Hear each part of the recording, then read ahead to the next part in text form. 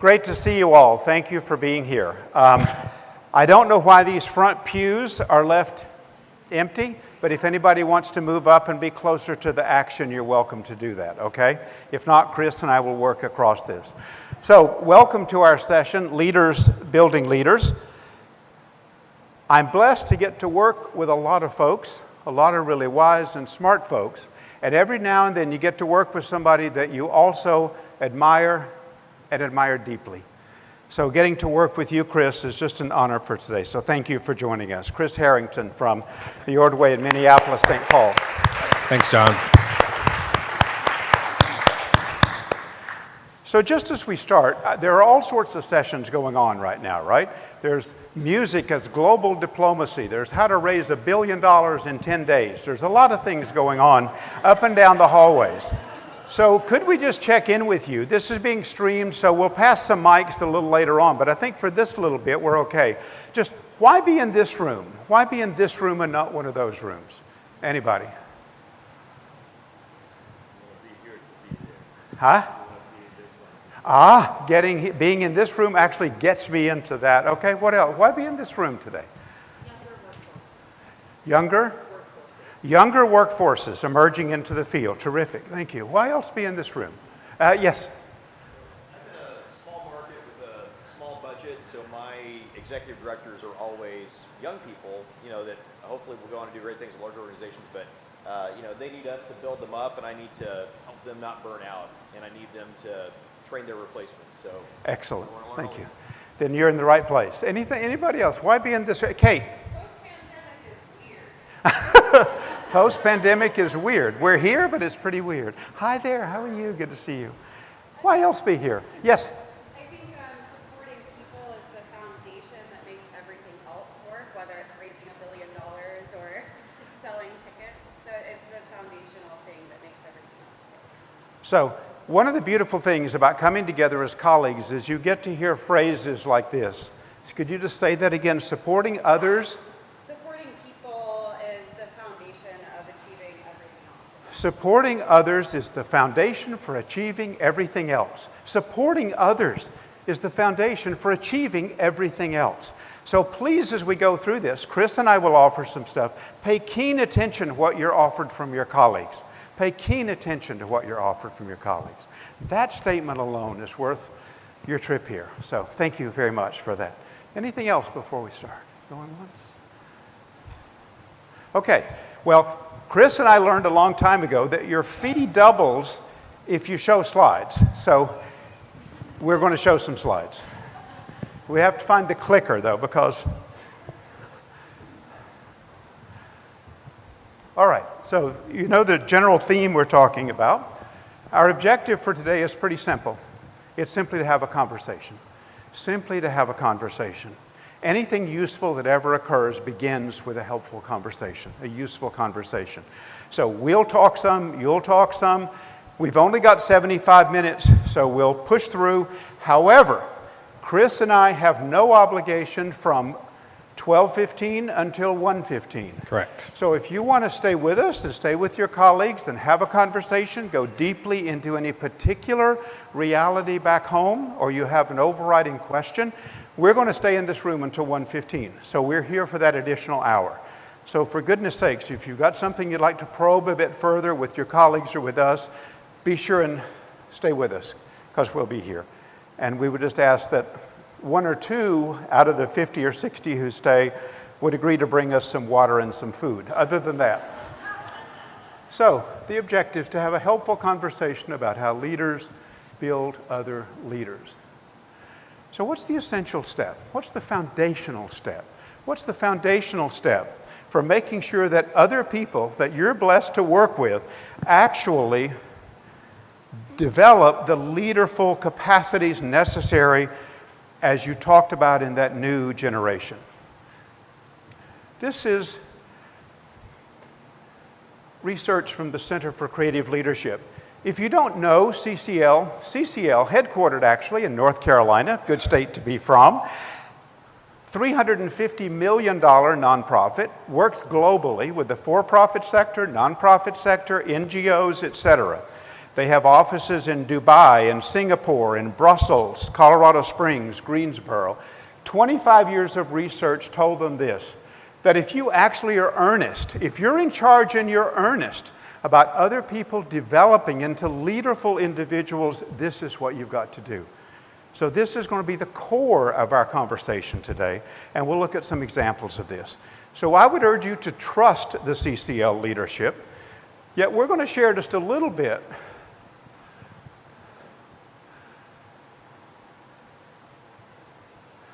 of what CCL designed as what they call their 70-20-10 rule. And this is going to be the most busy slide you've ever seen. So forgive us, but 75 minutes, we thought, let's dump a lot on one slide as opposed to showing 5 slides, okay? So bear with us as we walk through this. So what they say is that 70% of the emergence of leaders within our workforce is working on challenging assignments. That's where the significant impact is, and they say roughly, give or take, across hundreds, thousands of organizations, about 70%. About 20 of it is being in rooms like this, rubbing shoulders with your colleagues, having a good mentor who's available to you, working with other people in ways that are outside of the normal workaday workplace. And then the 10% that you see here, which is not insignificant, is seminars, workshops, and formal certificate programs. Here's an important finding of theirs about that. Thus the arrow. That seminar, workshop, and formal certification programs bolsters what's going on back home. If you don't have an environment back home where people are doing things they are not ready to do, then sending them off to workshops and to Harvard for $35,000 for 6 months isn't going to give you the payoff that it gives you if you create an environment back home where they're actually getting to do those stretch assignments. So the final busy part of this slide is this, what I would call a virtuous cycle. The more challenging work you give, the more leadership learning occurs. And the more leadership capacity that's developed, the more challenging work people can do. So what are you doing here? You're improving the human capital in your organization, and you are basically setting the next generation up to lead this field. So that's the idea here about this being this virtuous cycle. You give people things to do they're not ready to do, because no one's ever ready for the big challenge.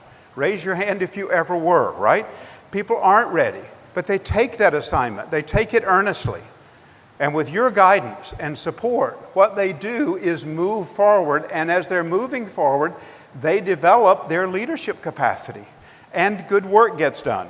And the more you do that, the stronger that individual becomes, the greater your human capital investment, and the stronger the next generation emerges. So this is some data from CCL.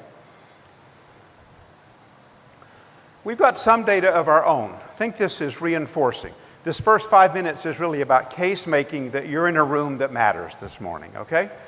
So we designed and facilitated 2 programs. One program over 10 years had 25 participants every year. These are leadership programs, leadership development programs. 25 participants every year. 10 years. The other program over 5 years had about 10 participants every year. And if you participated in this program, you had to agree to participate in a 360-degree feedback process. Just by a show of hands, how many of you have done that in your life? Okay, I'd say about maybe half the room, okay? So this is where you invite 10, 15 people who know your practice well. Could be 3 or 4 of your board members, 2 or 3 of your direct reports, some peers in the community, and they comment, all right, on your performance as they observe it. So you get this 360-degree picture of how your performance is actually playing out in the world. So that was a requirement to be in either one of these programs. You can see that each participant had somewhere around 14 or 15 of those responders. Each participant had 14 or 15 of those.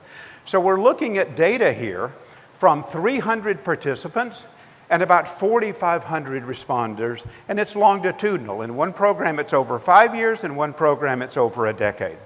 So here are 3 findings that relate to our work today.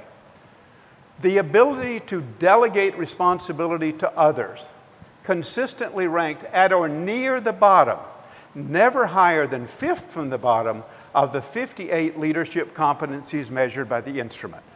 This is across the 10 years of one program and the 5 years of the other, that the capacity to delegate ended up at the bottom of the list and never higher than 5th from the bottom. Another finding, the delta between how important it is to delegate and the participants' ability to do so was consistently one of the largest skill gaps among the 58. So the instrument is a dual scale instrument. It asks the recipients and the individual, how important is this competency and what do you see at a performance level? So the gap between those two we would call the skills gap. This is really important, and here's how we see performing.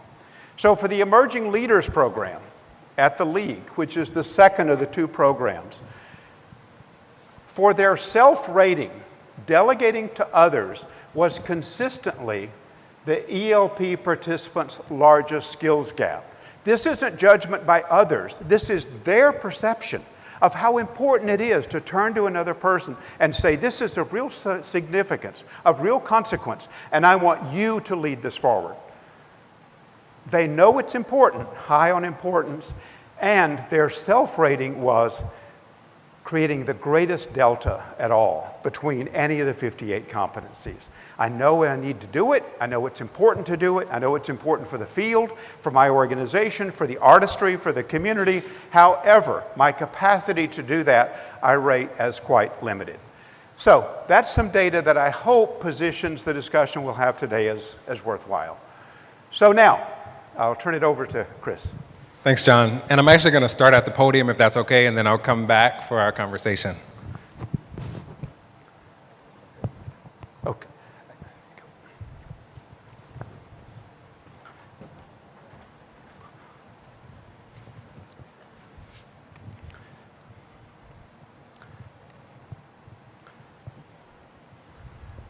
Can everyone hear me okay? All right, great. Hey, so before I get started today, I have a confession to make. Y'all didn't think you were going to get serious, right? I am an imperfect leader. I think oftentimes when we come to conferences like this, we think that the folks on this side of the table or this side of the room have all of the answers, that they're the experts, but I think we're all experts in our field, and we also have an opportunity to continue to build each other as leaders. So I just wanted to start with that confession because, again, I believe that there is this duality in life that we all bring brilliance and imperfection to everything that we do, both personally and professionally, and this is no different. So I just wanted to start with that. And then also gratitude to John. Being able to share the stage with one of my heroes is something that I can't even put into words right now. John has been just an incredible supporter of me over the last decade. And I'll tell a short story about John in a second, but before I do that, I just want to recognize all of the incredible leaders in this room today. You all know who you are, and I'll give you some shout outs along the way. But I wouldn't be standing here today having the ability to lead one of the most prestigious performing arts centers in the country without the leadership and all of the leaders that I've been able to meet along my journey. So thank you. So I've known and admired John's work for over a decade now, and again, I had the opportunity to work with him a lot closer in my role as president and CEO of the Ordway Center for the Performing Arts in St. Paul. And one of the most outstanding leaders that I believe have ever walked the face of this earth, and some of you will know Ann Parsons, actually encouraged me to participate in the Emerging Leaders Program in 2017. Sponsored by the League. So I participated in this program, and I see my cohort out in the audience today, which I really appreciate the support. We had a 12-month intensive where 12 of us got an opportunity to learn alongside each other. And John was the facilitator of so many of the discussions and lessons that we had an opportunity to learn from him. And at the end of each day, John would always close with something to the effect of, let's take a moment to think about our thoughts. You all have been engaging in a lot of rich and robust conversations about leaders building leaders. So let's take a few moments to write down in your journals some key takeaways, think about your thoughts. And this drove me absolutely crazy every single time John would actually say that. Let's think about our thoughts. I didn't want to think about my thoughts. I wanted to move on to the next thing. I wanted to get to happy hour. I wanted to connect with my group. But I will say that idea of reflecting and taking a moment to slow down and to think about your thoughts actually altered the trajectory of my leadership journey and how I lead my life. Now, 7 years later, I actually have a daily journaling practice thanks to John, and we'll forever be grateful to your partnership and your leadership, so thank you, John. Also, last but not least, I can't talk about leaders, building leaders, without talking about Ann Parsons, who I alluded to earlier today, and she really embodied that concept of leaders building leaders. Still really hard to find the words to express the impact that she's had on my personal and professional career, but I wouldn't be here today without Ann. Occasionally, I'll talk about my 2 MBAs, one from Wayne State University in Detroit, Michigan, and the other from the University of Ann Parsons. And with every conversation that we had, it was a case study. It was like a symphony in the making every time I had an opportunity to spend some time with her. She always encouraged me to lean into those courageous conversations and being carefrontational when needed. And little did I know how that would actually impact my leadership journey now in my current role. So I continue to draw on a lot of those leadership lessons, embracing uncertainty. I think we heard that earlier today. The lectures, the good kinds, challenging me to grow and to really broaden my perspective and to think outside and to get outside of my comfort zone. So I'll forever be grateful to her wisdom and knowing exactly what I needed at that moment in time. And I think her legacy lives on in my leadership. And I know that there's so many in this room today who have benefited from her mentorship as well. So thank you so much for allowing me to share that. So I'm actually going to start with a quick slide. So this is the organization that I have the pleasure of running right now, the Ordway Center for the Performing Arts. It's in St. Paul, Minnesota. By show of hands, how many have ever been to St. Paul, Minnesota? Okay, great. So the Ordway has been around for over 40 or almost 40 years now, and we present Broadway and classical music, home to the Arts Partnership, which is also this 5th entity that I get an opportunity to play a leadership role in, which is comprised of the Schubert Club, the St. Paul Chamber Orchestra, the Minnesota Opera, and the Ordway. So I gave a shout out to my cohort from 2017. Some of them are in the room today, but I just wanted to highlight and just express my gratitude to the League for having programs like this, which again, you'll see there's 4 individuals here that we've actually committed to meeting since 2017, almost every 4 to 6 weeks via text or via Zoom, and I just really appreciate that because that's also another example of how leaders build leaders. When we all started this program back in 2017, I know that there were a couple of us who were currently leading organizations in executive leadership roles, but I believe now, almost 7 or 8 years later, we've all ascended to some type of executive leadership role, whether that be an executive director of an orchestra or a performing arts center, and being able to navigate the uncertainties of the pandemic, being able to kind of navigate the uncertainties of switching and taking on a new job before you're ready to, being able to have that support group where you can actually go to those individuals to talk about the challenging things and to also celebrate those successes is something that I don't take for granted, and I know that a lot of them are here today. And then the last thing that I'll share, not on this slide, when you find a group of individuals who are willing to pour into you and to even get on a plane to come to your city to talk about leadership, and that's it, those are things that I just don't take for granted. So find your tribe and continue to cultivate it. So the last thing that I'll share before I jump into an example that I think will be more germane to the conversation today is I wouldn't be able to be here today without my incredible team back in St. Paul, Minnesota at the Ordway. I have a great leadership team and board, and we have so much going on now. Even as I speak, we're in the middle of a capital campaign, and that meeting is happening now. The team is preparing for a gala. We're opening a big show, Come From Away, tonight. With the Canadian consulate being there and dignitaries. And if I had to be there, I couldn't be here today. And I wanted to be here for my dear friend John and really appreciate my team for being able to allow me to be there, that I have their trust, that they have my trust, and I'm not even worried about what's going on back at home because I'm here with all of you, and it's a gift to have your presence today. So I want to tell a little story about a leadership moment that allowed me to take on a stretch assignment before I was ready. John just shared the stats from CCO, which I think that slide in and of itself is gold, and I hope that y'all will internalize that because it's meant so much to me.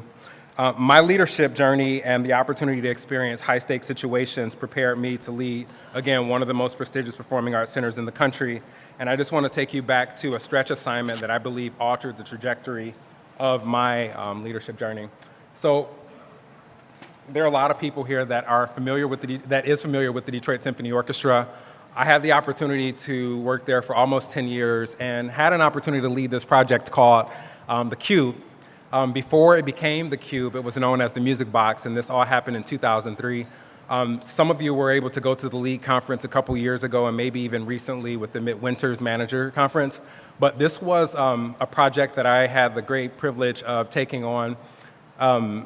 The Cube was introduced to the world in 2016, and as I look back and I reflect, it actually coincided with the ELP program. So being able to take on those stretch assignments before you're ready to, this is another example of that. So for those of you who are not familiar, we renamed the Cube in honor of Peter and Julie Cummings, whose cumulative giving has surpassed 10 million.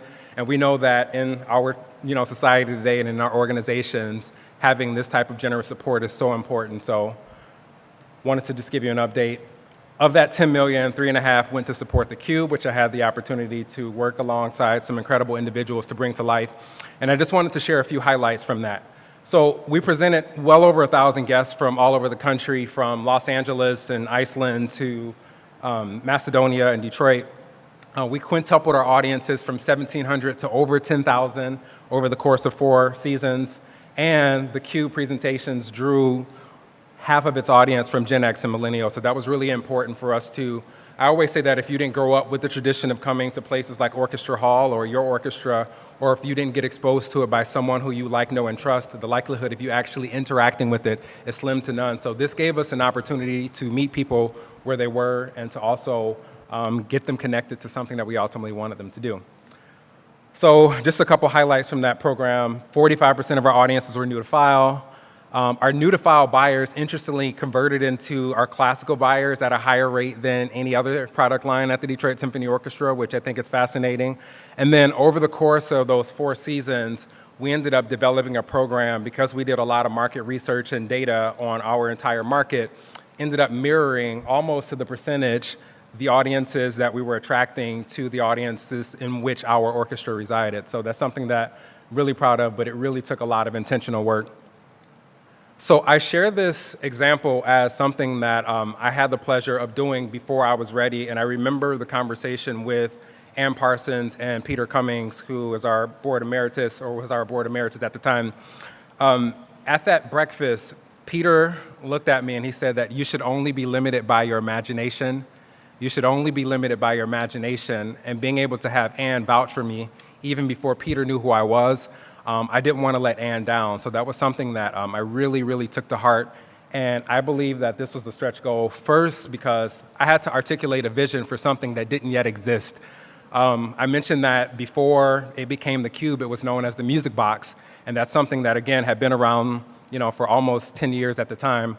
But again, being able to imagine what could be possible without actually knowing what it was something that I had never done before, but had an opportunity to really explore and to develop that competency in real time.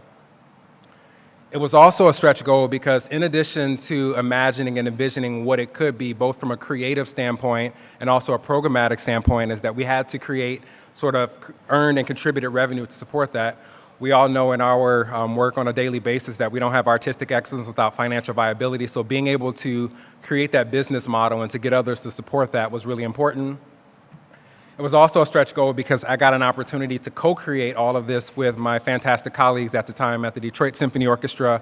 And then it also afforded me the opportunity to work with elected officials, community leaders throughout the city, and being able to really bring this unique vibe to this new space.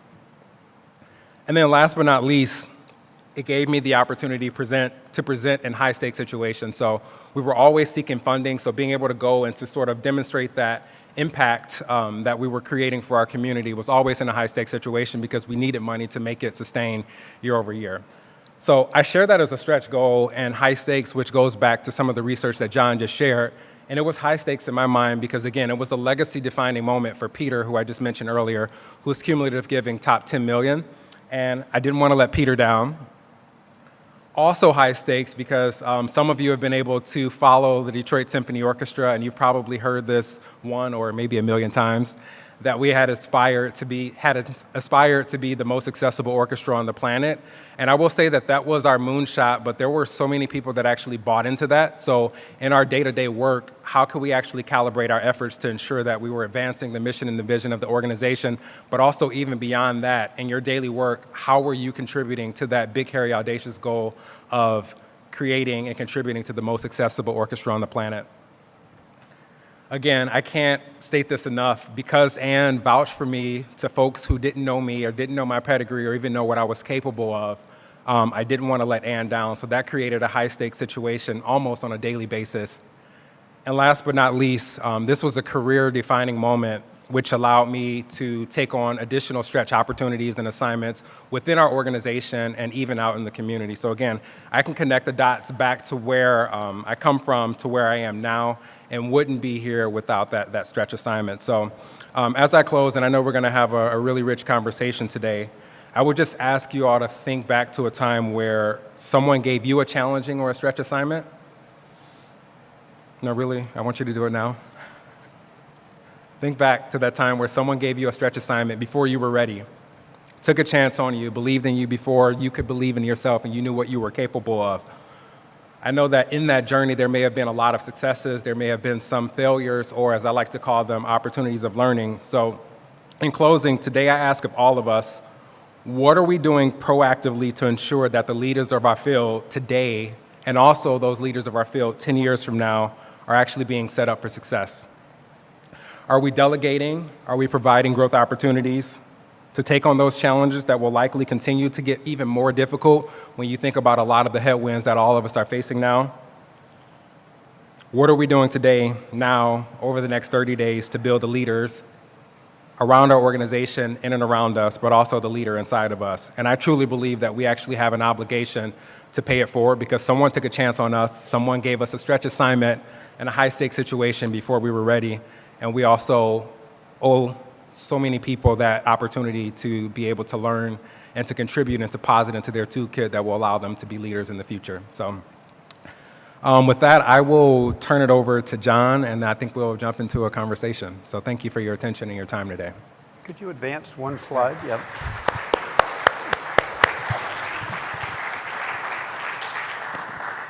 So Chris has been generous enough to share this story.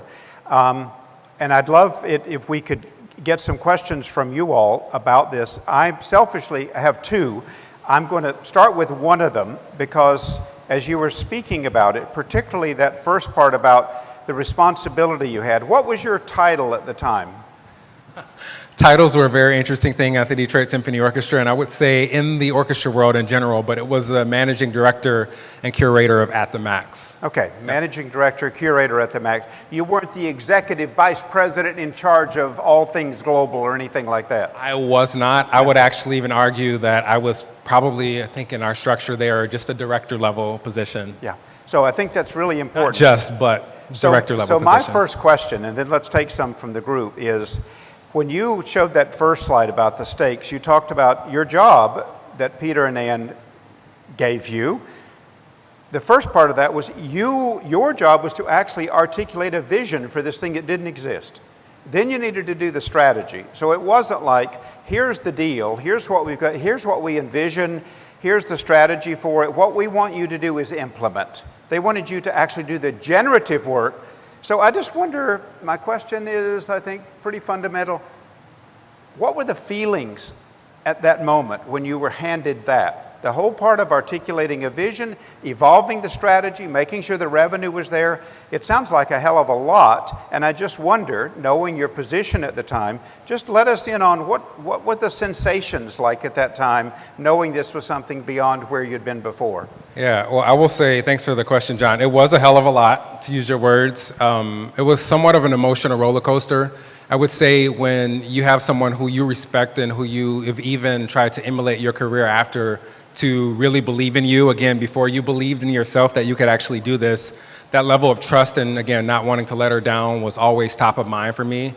There were moments where I was just elated and overjoyed with excitement about the possibility to build something. Again, one of my personal but also professional missions is just to make sure that the music that we all know and love can be shared with a broader section of our communities, and that our organizations are really reflecting the communities that we're serving. So to be able to have that, that trust and that respect from Ann gave some level of excitement.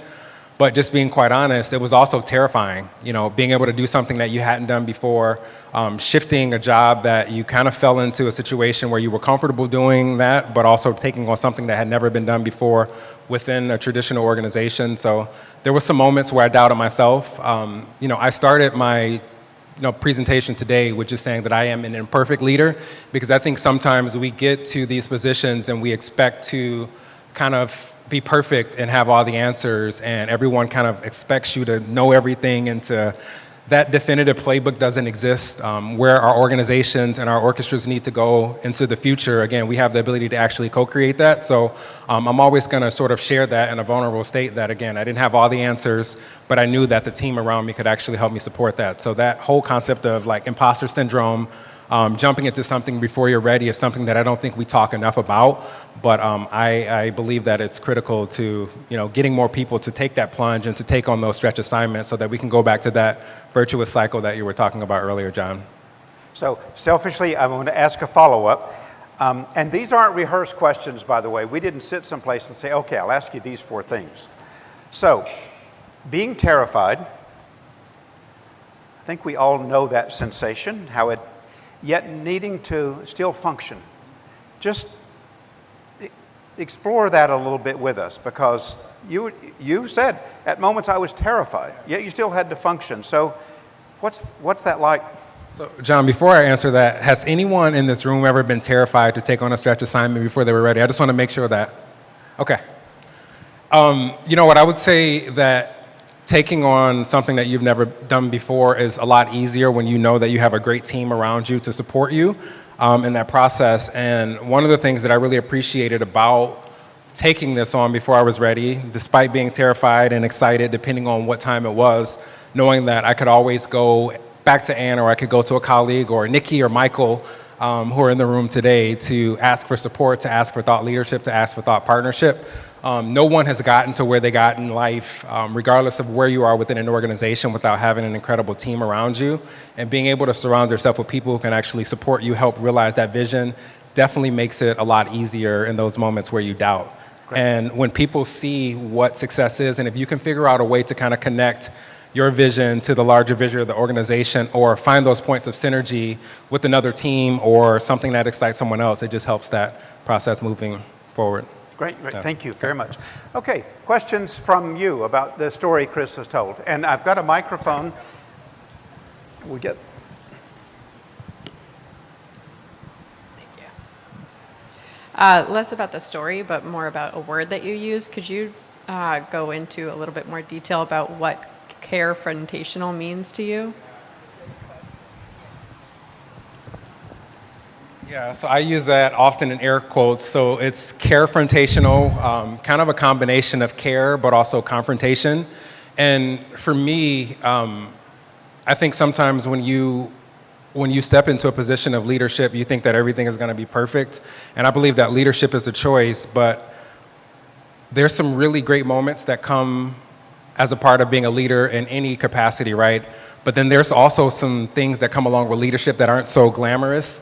So knowing that you're put in a position where you'll likely have to have a difficult conversation, not doing that in a negative or demeaning or sort of a non-human way, but being able to address an issue that is either impeding progress or getting in the way of the organization advancing forward, but also doing that with care, knowing that you have the best interests of that person at heart or the organization at heart. I'm reminded of a quote from Maya Angelou that I use a lot within my leadership, is that people will forget what you said, they'll forget what you did, but they'll never forget how you made them feel. And even when you have to deliver bad information, it's not necessarily the what that you're delivering, but it's how you do it. And sometimes even if you have to call out a situation, just adding that care to let people know that you're also human too is really important. So I would say that if you ask me that question tomorrow, I might have a different answer based on where I am at in my thinking or whatever the challenge of the day is, but that was something that Ann really imparted to me, and I'm sure if you had an opportunity to ask her that question, she could probably talk for hours and hours and hours just on that phrase alone. So I hope that helps. Other questions for Chris? Here and there, okay? We'll do those two. Brent, we'll start with you. Okay. Thank you. So what were some of the ancillary takeaways from this project? You talk about there are certain steps, visioning, high stakes conversations, but no plan goes perfectly. So what were some of maybe the challenges that you faced and the learnings that you took away, just aside from the accomplishing the project itself?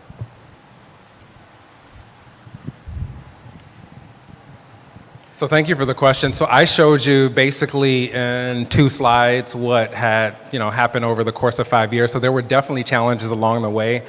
I would say anytime you do something that's not perfectly aligned with the way that an organization has functioned, there's always going to be that sort of resistance to change. I think we're all creatures of habit. So anytime you do something that deviates even 1 degree or a couple percentage points away from the thing that we all know and love and that we're in our sort of comfortable space, will definitely create some challenges along the way. So just, again, going back to a point I made earlier of finding those points of synergy and figuring out how to connect what was important to me and what was important to leadership that was sharing that vision that needed to be implemented, and figuring out how that ultimately advanced the mission and vision of the organization without it becoming a distraction was, I think, one of the biggest takeaways that I discovered.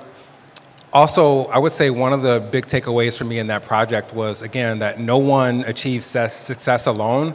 So being able to go to those internal and external stakeholders to be able to bring this vision to life was really important. And it served me really well in my current role because in addition to, again, serving as president and CEO of the Ordway, I'm also a part of the Arts Partnership, which I talked a little bit about earlier. And that's essentially a 5th entity that provides this sort of space and organization that allows us to share the Ordway, both from upkeeping and sharing that space together. But you have 4 CEOs who are meeting on a regular basis. So understanding that we all have a mission and vision and values of our organization, and we all have mandates from our board and staffs that are relying on us, but seeing how we work together collaboratively to sort of contribute to the vitality and the vibrancy of the communities that we're serving, but to also kind of put aside our initial hat of being president and CEO, but putting on that partnership hat to know that we can actually accomplish more together. So I think the power of partnership is probably the key takeaway that I took away from that, and it served me well in my career. That's just a couple. I think there's a hand just back here that was first, and we want to hear at least one from the ELP cohort of Chris, because you promised you had rigorous questions to ask. Thank you. You mentioned that your personal motivation was that you really didn't want to let your mentor down. I'm sure we can all relate to that. And that you need a great team around you in order to be successful, that we don't all do this in an independent vacuum. So my question is that you are now a mentor yourself, and have you given these stretch assignments to your staff? And then how do you guide them to being successful in their stretch assignments? So what I'm hearing is there proof in the pudding, okay? So I would say yes, and I, again, have been the beneficiary of so many incredible mentors, and it's just a personal obligation of mine. So we have a lot of programs that we participated in to sort of help get leaders who are going to be stepping into the C-suite ready for, their opportunity to step in that. But I would say from my organization, we've done a lot of things. So I'll just give you one example. Actually, one that comes to mind that just happened within the last 48 hours is we have a program called Green Room, which is all about uplifting underrepresented communities within musical theater. And more often than not, that will be BIPOC artists. So we actually have someone who leads our education and community team that's running point on that. That's a program that's really excited to me. And in the past life, I would have probably been implementing that program. But the fact that, we can agree on what the vision of that is, and we can say, hey, you go for it, you build out the program as long as it supports the overarching goals of the organization. It's just one example of that actually happening in practice. John and I, we've had a lot of conversations on leadership, and one of the things that I often share with him is that sometimes cheerleading from afar is actually leadership.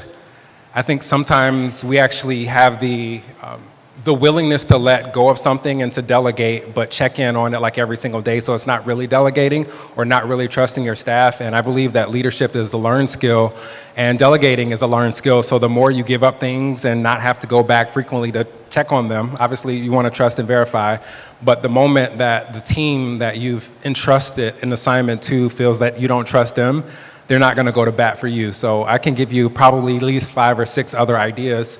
We're in the middle of an office move now, and my executive assistant, that's her title, but she brings so much more value than that. Anytime you're moving in the middle of a pandemic, in the middle of a transition, given the uncertainty that's in our world now, moving your offices, given the implications on culture to a new space, and I'm not involved in that day-to-day decision, some people might consider that a mistake, but I don't, because I know that I can cheerlead from afar, and she's regularly updating me, but we're actually moving forward. And I shared this story with her the other day because, again, that concept of cheerleading from afar, again, it's not completely taking your hand off the wheel and not caring, but knowing that if for some reason you're needed, you're not far, but sometimes you can mess up a situation if you involve yourself after letting go of that. So I hope that gets to your question. Well, and not that Chris needs me to do his bidding for him. Working with the Ordway over the past couple of years, one of the projects was around establishing the core values that would actually serve as the guiding principles for this organization. That wasn't a job that Chris took on. He turned to middle managers, is that a fair description? Not VPs, and said, here, we need a set of guiding principles, and you need to make sure the process is democratic, it's efficient, and it results in a set of agreed upon values. So that's another example of turning something of such significance over to a group of people and saying, here, this is yours to manage. And is that a fair, okay. There was a hand here? Yes. So my question was almost exactly the last one, but I'll do a little addendum to it. So as somebody who is asked to be stretched, and then you're leading a team that you're stretching, what was the most useful thing for you to keep the clarity of mind to separate, I'm worried about what do I need to grow in order to grow into this role, but also separate the forethought to help others do that as well?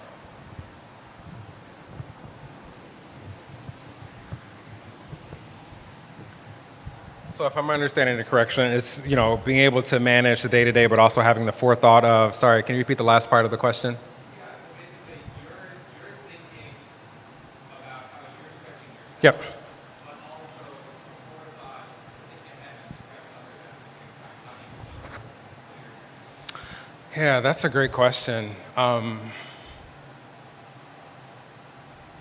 I believe that leadership is a choice, and so much of building your own internal leadership capacity actually happens outside of your 9 to 5. So again, being able to be there for your team, but I shared earlier today that I have these groups of individuals that have been an absolute joy to be a part of, and just a gift for me. The fact that after I give that stretch assignment, and sometimes I'm feeling depleted or feeling that I can't go on, knowing that I can send out a text message and say, hey, do you have a second? And I've never sent out a text or a call and not gotten a response within hours to know that, I could really rely on them to move forward. So I would say it's just be really intentional about building really strong teams around you, but also taking that same level of intentionality and building those support networks around you that will support you when you're in a less than ideal situation or when you need to make a difficult decision. Take one more question over here.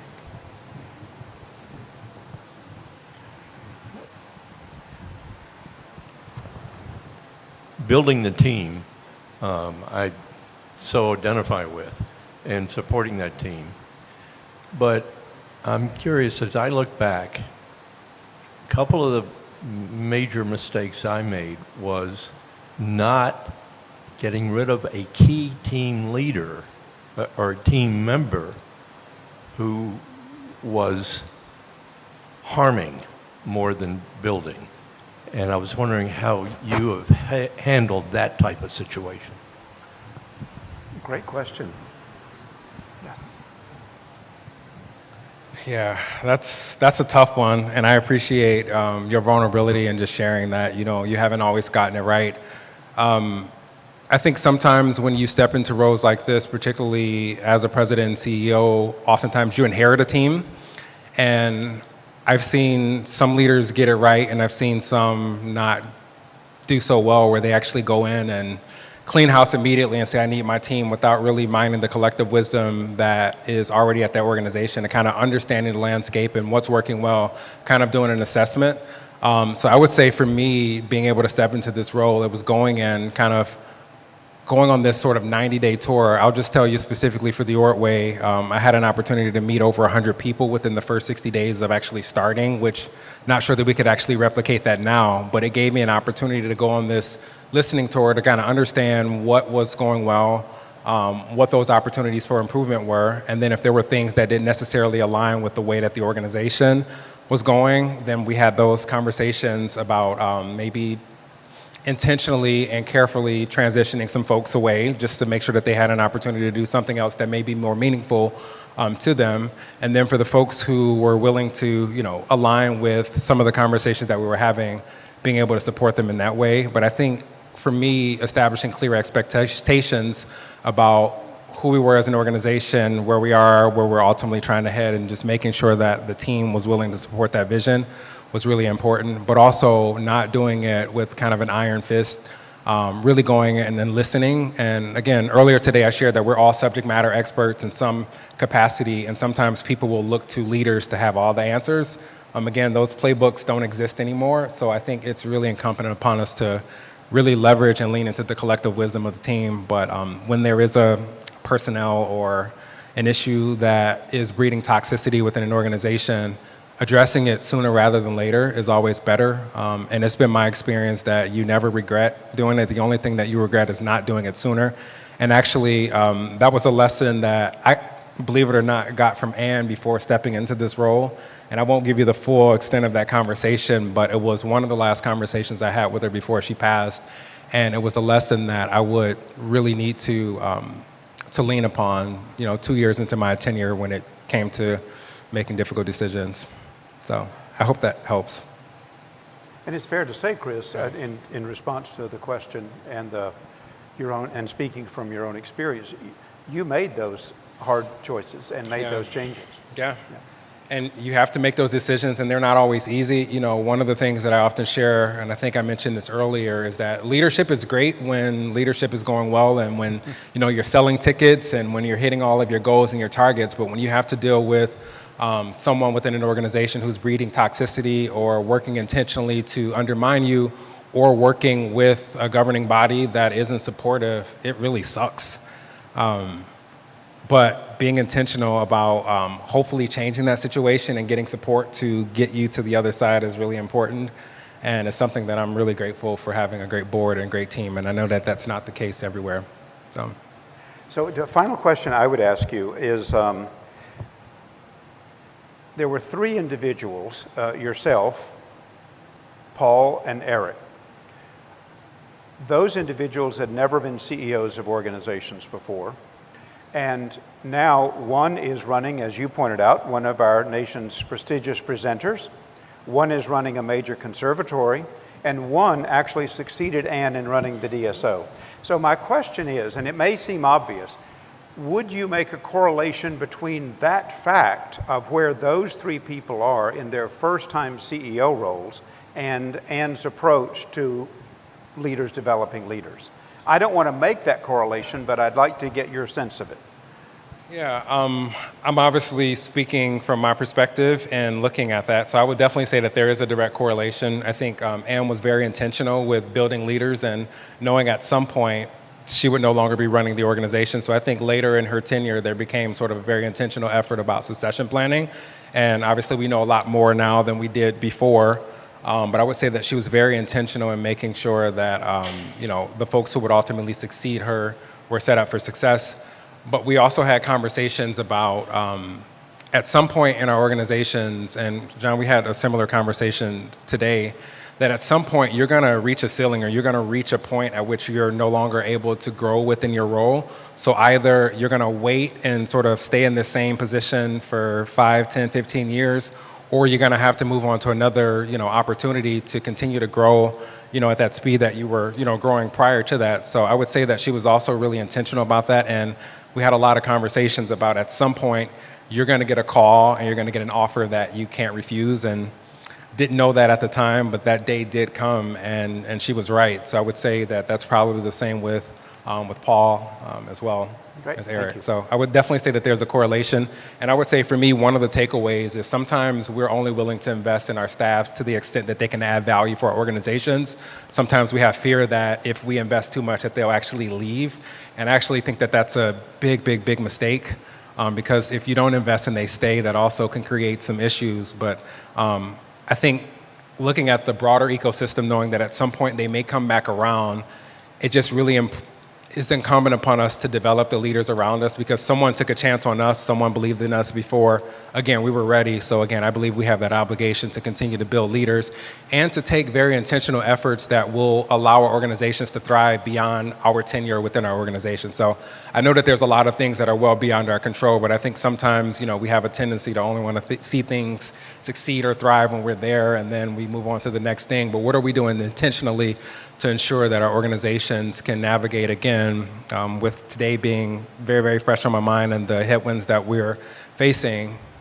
What are we going to do to make sure that we can thrive on the other side of this, stronger, more robust, flourishing as an organization? But what are the systems and practices and values that we're instilling in and throughout our organization in building leaders so that they can actually continue to do the great work and to move this organization that we all lead into the future in a great way? So how to build leaders, and I think that's a really important part of leadership. So thanks, John. Thank you, Chris. For the question. Yeah, thank you very much for responding to those questions, and thank you for the good questions.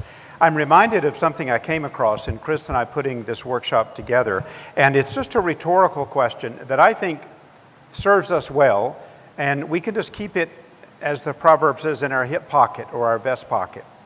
When we see the people around us, do we see them as means to an end, or are we seeing them as ends in themselves? I think that's a great question just to have on hand. So when you get into a conversation with one of your folks, what's guiding that conversation? Which one of those beliefs is prevailing?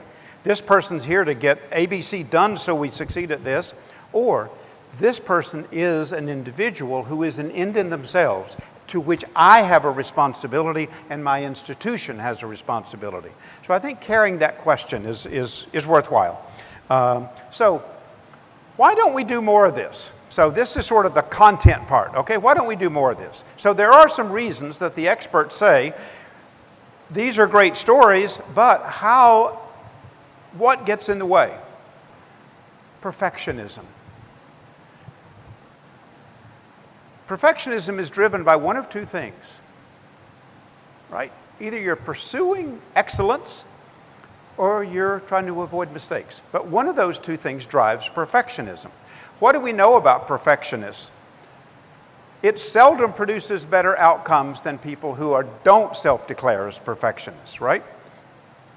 I read the other day this definition of leadership. Leadership is the persistent pursuit of imperfect action.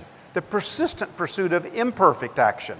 And Chris has used that word 3 times already today. We are all imperfect at this. We are all imperfect at this. Now, 2 of the contributors to perfectionism are the following: environmental factors and cultural priorities. We're in organizations, we look for that magnificent, infinitesimally perfect moment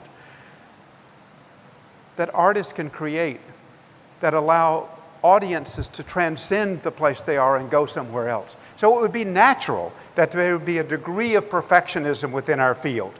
However, it can really serve as a barrier to delegating. The second is a lack of trust or confidence in others. And the truth here is, I think, we build trust in others through trusting others.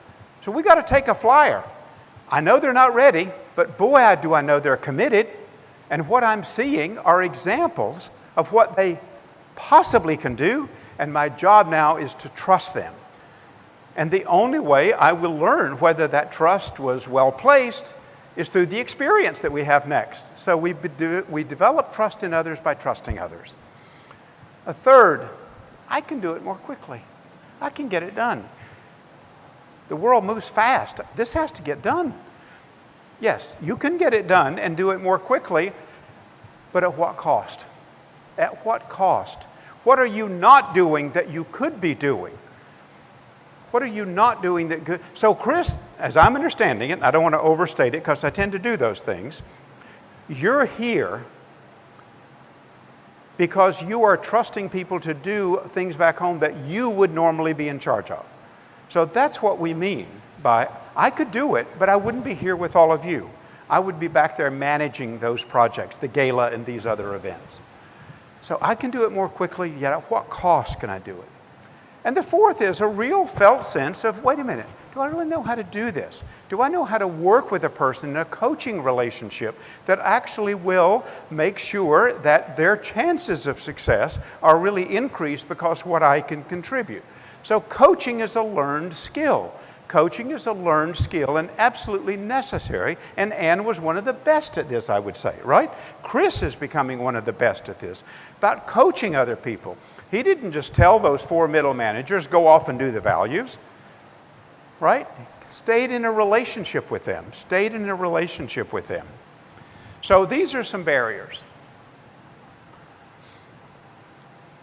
So what I would ask you to do with these 4, there are probably others, is just for your own edification, jot down the one that for you is likely the most significant barrier. And just be honest with yourself.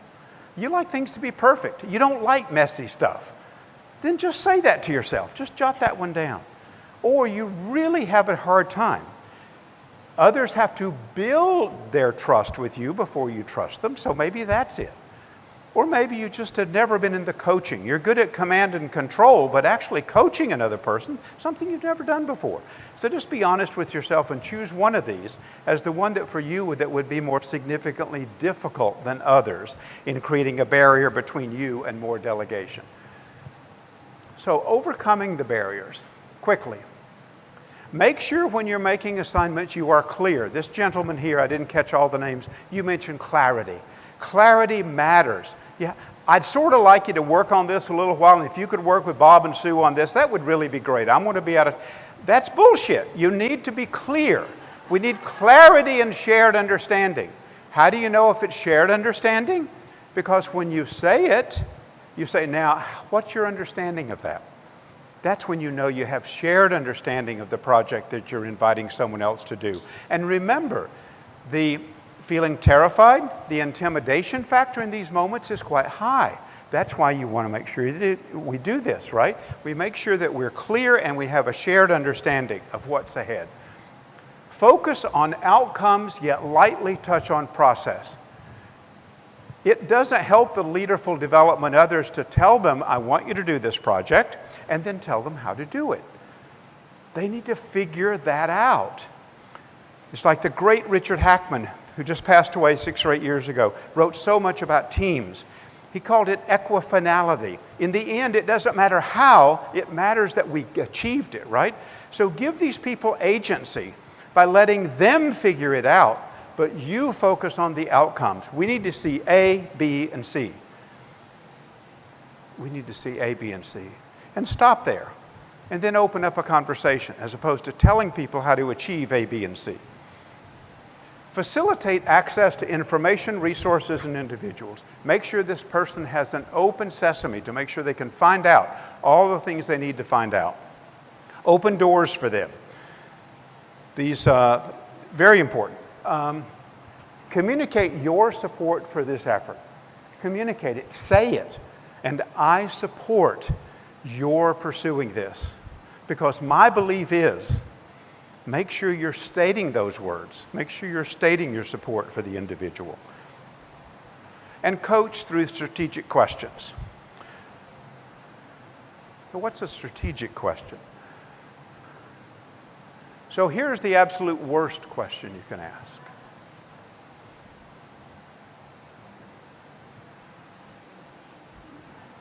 Why is this the absolute worst question?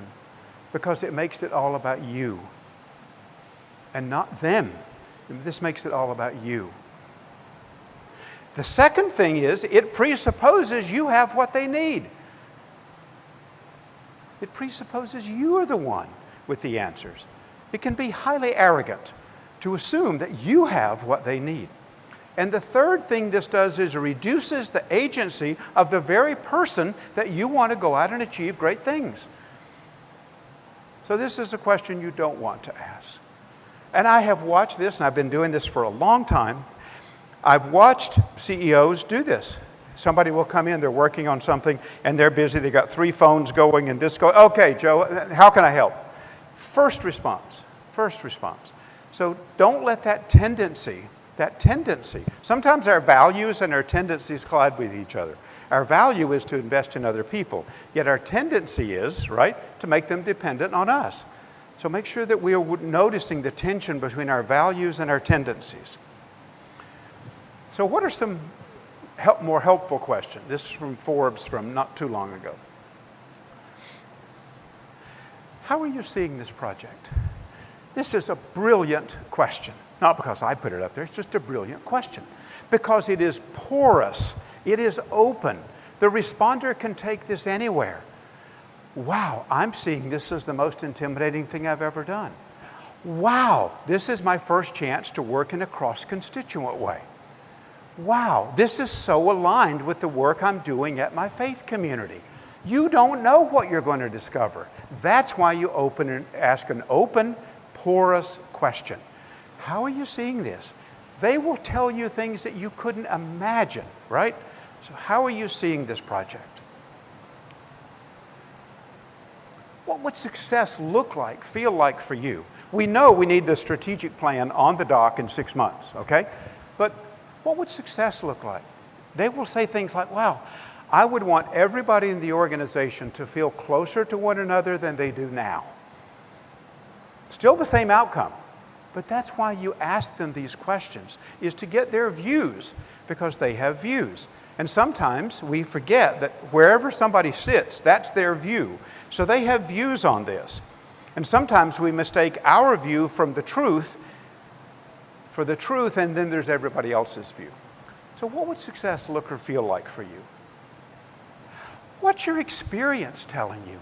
These people have been around. Let's say they're 30. They've been around 35 years. What does their experience tell them about this project that they can now make manifest? What is the hard-won lessons that they bring to the table? So facilitate them thinking in that way. So what does your experience tell you? You know, you were in South Carolina, and then you were in Cedar Rapids. What from those experiences could inform how you approach this? So guide them. You're serving as a guide, not a director. You're serving as a guide, not as a director. Okay? What's your experience telling you? What's the next step you need to take? I can sense you're at a place where you got some choices to make. So what's the next step you could take? What's the next step? Now, the default obvious by some of us who have experience is to say things like this. Now, when I was doing that, and then we tell them what we would have done. And sadly, the world has moved on by 50 years from that point, right? So what's the next step you need to take? And I use the A, not the, because it gives them more space to start talking. Gives them more space to start talking. Not what the next step. Then they know you're going to judge what they say. Oh, I've been thinking about next steps, and I don't know. I think about I've got to run some earned income numbers. You know, that's something I've got to do. I don't know if that comes first. And then this whole thing about the vision, I'm not sure who to invite into that. So this whole thing about earned income and setting the vision, I'm really torn between those two. And then you can say, well, it seems like making a choice there is good. Really? Yeah. So that's what you want, is to lower the stakes so you get better input. What would be most helpful right now? This is the replacement question for how can I be helpful, right? What would be most helpful right now? The emphasis here is on the most. You're asking this person to be discerning. You're asking them to think. Oh, I could use some of this, some of this, some of this. But the most helpful thing would be that at next week's staff meeting, if I could just have 10 minutes to ask 3 questions. You don't know where they're going to go, right? What would be most helpful right now? So in closing, what's required? 3 things. They all start with a C. Courage, just the courage to turn to another person and say, I know this is work you've not done before, but I trust in your commitment to this organization, the experiences that you have, and the way other people have responded to your work since you arrived here 18 months ago, that this is a project I'm encouraging you to take on, right? So just have the courage to trust them and do that.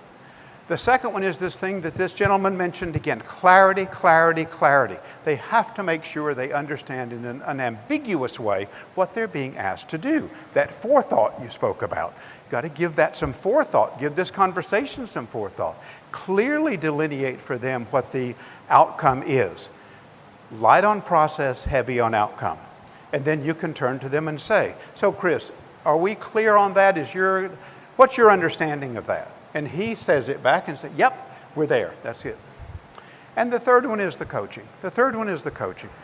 And coaching is an inquiry process. It is an asking process. It is not a telling process. Coaching is an asking process, not a telling process. That's directing people. You may have the title of executive director, but the job here is as coach. And so therefore it's an inquiry process. Those 5 questions were just meant to be indicative. But those 5 questions have a couple of things in common. First of all, they have 3 things in common.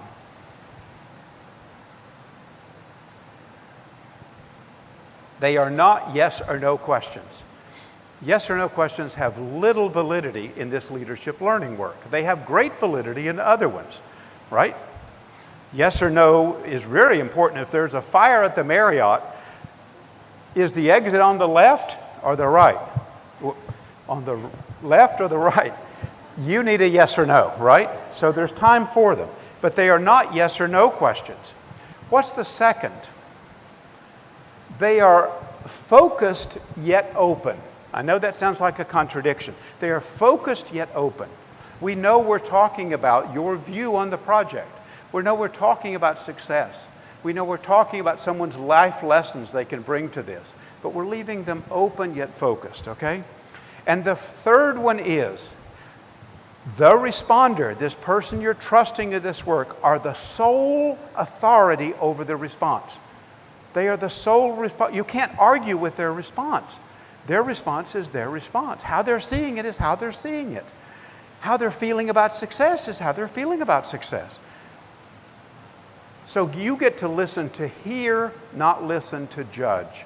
And that is a great way to work in colleagueship with another person. When you can listen to hear what they're saying, we could recraft these questions and you would sit in judgment about every one of the responses.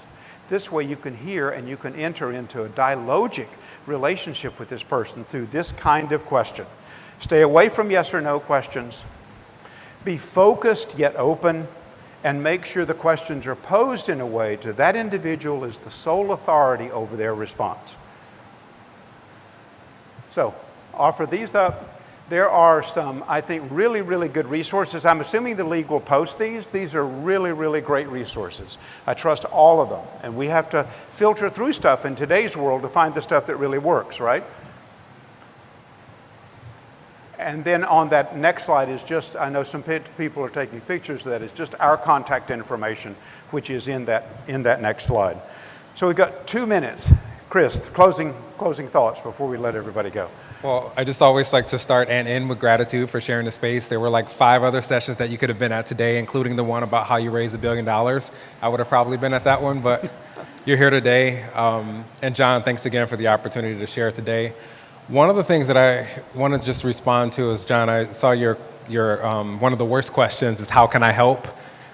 We all have finite time and resources, and if we're all things to all people, we end up being nothing to no one. And if we're everywhere all at the same time, then I think one of the things that I've had a lot of great conversations about with my board and my team is that there's always opportunity costs that sometimes we don't necessarily take into account within our industry. So for everything that we say yes to, it means that we're saying no to something else, or saying that we're going to phone that in or not do it at our level of excellence. So I found great power in not saying how can I help, but also asking and letting people know that I need your help. I want to lean into your wisdom on this. And that's sometimes a gift, it just being vulnerable, saying that, hey, I can't do this without you. Actually, I need your help on this. And sometimes that gives whoever you're working with the opportunity to bring their unique gifts and talents to increase value for a situation or throughout the organization. So I just wanted to share that as we were going through the questions. It's something that I find really powerful. And again, can't thank you all enough for being here today, and John for your leadership and partnership and Thank you. the opportunity to join you today. So thank you. Thanks. Thanks everybody for being here. Thank you.